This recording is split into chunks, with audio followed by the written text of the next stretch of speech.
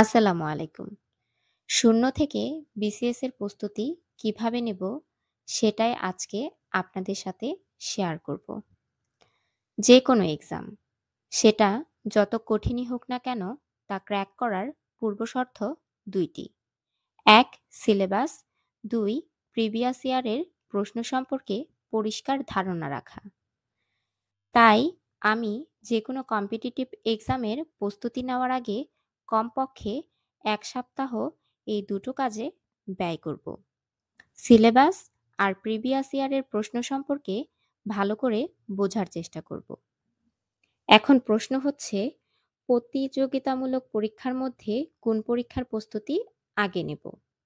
আমি বলবো, যদি আপনি বিসিএস এর জন্য মানে বাংলাদেশ সিভিল সার্ভিসের জন্য প্রস্তুতি নেন, তাহলে বাকি কম্পিটিটিভ এক্সামের জন্য 90% প্রস্তুতি নেওয়া হয়ে যাবে ইনশাআল্লাহ। তাহলে ফার্স্টে বিসিএস প্রিলিমিনারি মার্কস ডিস্ট্রিবিউশন।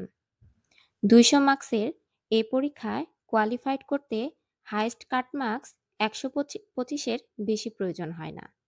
তবে সবসময় চেষ্টা করতে হবে ১৩৫ প্লাস মার্কস রাখতে, যাতে প্রিলিমিনারির পরে কাট মার্কস নিয়ে দুশ্চিন্তা না করে রিটেনের জন্য প্রস্তুতি নেওয়া শুরু করা যায়। এবার প্রিলির সিলেবাস। বিসিএস এর প্রশ্ন প্রণয়নে সিলেবাস অনুসরণ করা হয়। তবে বাংলা ব্যাকরণ অংশটি কিছুটা ব্যতিক্রম। এর ভিতরে কিছু টপিক বহির্ভূত রয়েছে।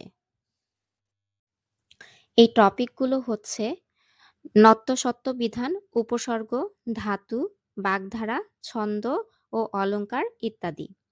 এগুলো থেকে মাঝে মাঝেই প্রশ্ন এসে থাকে।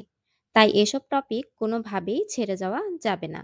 তাহলে প্রিলিমিনারিতে ১৩০ মার্কস কিভাবে তোলা যায়?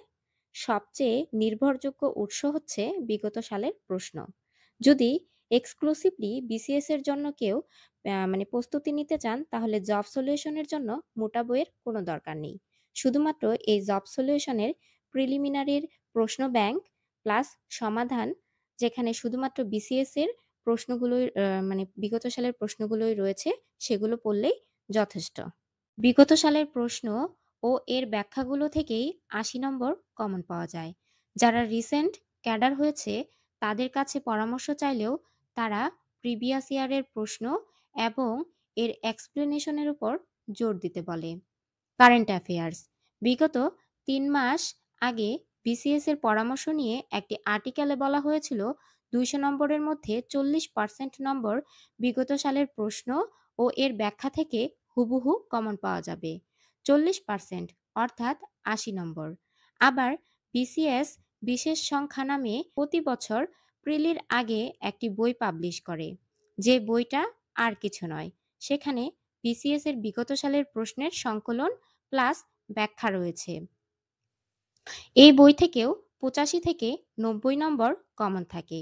তাই বলা যায়, কেউ যদি বিসিএস এর বিগত সালের প্রশ্নগুলো ব্যাখ্যাসহ আয়ত্ত করতে পারেন, তিনি অনেকটাই ভারমুক্ত হবেন। সাথে সিলেবাসের বিষয়ভিত্তিক পড়াশোনা আপনাকে ১৩৫ প্লাস মার্কস টার্গেট পূরণ করতে বাকি মার্কসের যোগান দেবে। এবার আসুন রিটেনে। যারা রিটেন নিয়ে কোনো প্রকার রিস্ক নিতে চান না, এই পাঠটুকু তাদের জন্য। যেহেতু বিসিএস ক্যাডার নির্ধারণে মূল ভূমিকা রাখে রিটেনের প্রাপ্ত নম্বর, তাই প্রিলির আগে যতটা সময় পাওয়া যায় রিটেনে ততটা সময় নাও পেতে পারেন। তাই যারা সিরিয়াস প্রার্থী আছেন তারা কিছুটা অংশ এগিয়ে রাখতে পারেন রিটেনের জন্য। প্রথমে আসি ইংলিশে। ইংলিশে যেহেতু ২-৩ মাসে রিটেনে ডেভেলপ করা সম্ভব না, তাই ইংলিশে যাদের উইকনেস আছে তারা এখন থেকেই ফোকাস করতে পারেন। কিভাবে পড়তে হবে সেটা পরবর্তী ভিডিওতে আলোচনা করব। দ্বিতীয়ত, আন্তর্জাতিক বিষয়বলি।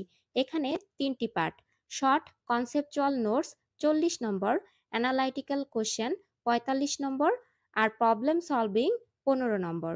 শর্ট কনসেপচুয়াল নোটস এখানে কোনো পরিবর্তন হয় না, এবং কনফিডেন্সে শর্ট কনসেপচুয়াল নোটসের একটি ছোট সাইজের বই বের করে, যেটি পড়লে সহজেই ৪০ মার্কস কভার করতে পারবেন। আর বাকি ৬০ মার্কস। এর জন্য পত্রিকার আন্তর্জাতিক পাতার বিকল্প নেই এবং কনসেপচুয়াল নোটস এর ৪০ মার্কস কভার করলে পত্রিকার আন্তর্জাতিক খবর বুঝতে অসুবিধা হবে না। তৃতীয়ত, সাধারণ বিজ্ঞান ও প্রযুক্তি। এখানে ১০০ মার্কস হলেও সিলেবাস অনেক বড়। রিটেনের পড়া পড়ে না রাখলে পিলির পরে নিশ্চিত হিমশিম খেতে হবে। কিছু না পড়লেও বিগত সালের প্রশ্নগুলো পড়ে রাখতে হবে, কারণ বিজ্ঞানে বিগত সালের প্রশ্ন থেকে উল্লেখযোগ্য অংশ কমন পড়ে এবং বাকি সাবজেক্টগুলো যেমন বাংলা, বাংলাদেশ বিষয়বলি, গাণিতিক যুক্তি, মানসিক দক্ষতা এগুলো প্রিলির পরে পড়লে কভার করতে পারবেন, কারণ প্রিলির সিলেবাসের সাথে এগুলোর অনেক মিল রয়েছে।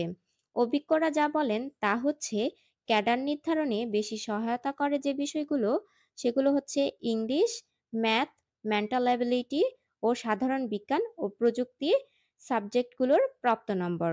বাকি যে সাবজেক্টগুলো থাকে সেগুলোর প্রাপ্ত নম্বর সব প্রার্থীর প্রায় কাছাকাছি থাকে। ঠিক আছে, সবাই পড়তে থাকুন। তবে একটা কথা মনে রাখতে হবে, প্রচুর ধৈর্য ও পরিশ্রম করার মানসিকতা নিয়ে নামতে হবে। বিসিএস এর জার্নিটা অনেক বড়। আর ক্যাডার সার্ভিসকে অন্য কোনো জবের সাথে মিলালে চলবে না। কারণ আংশিক হলেও এদেশের শাসনের ভার আপনার উপরে পড়বে। ক্যাডার হতে চাচ্ছেন মানে আপনি এদেশের শাসক শ্রেণীর অংশ হতে যাচ্ছেন। আপনার একটা সিদ্ধান্ত লক্ষ লক্ষ মানুষের জীবনকে প্রভাবিত করবে। সেক্ষেত্রে আপনার ব্যক্তিত্ব, সঠিক সিদ্ধান্ত গ্রহণের সক্ষমতা থাকতে হবে। আর এটা সবার আগে নিজের কাছে আগে ক্লিয়ার থাকতে হবে। মনে রাখতে হবে, আল্লাহ দেশ শাসনের ভার সবাইকে দেয় না। তাই আল্লাহর কাছেও চাইতে হবে এবং সে অনুযায়ী পরিশ্রম করতে হবে এবং সামনের দিকে এগিয়ে যেতে হবে। তো এই প্রত্যাশায় আজকের মতো এই পর্যন্তই। সবাই ভালো থাকবেন, সুস্থ থাকবেন। আল্লাহ হাফেজ।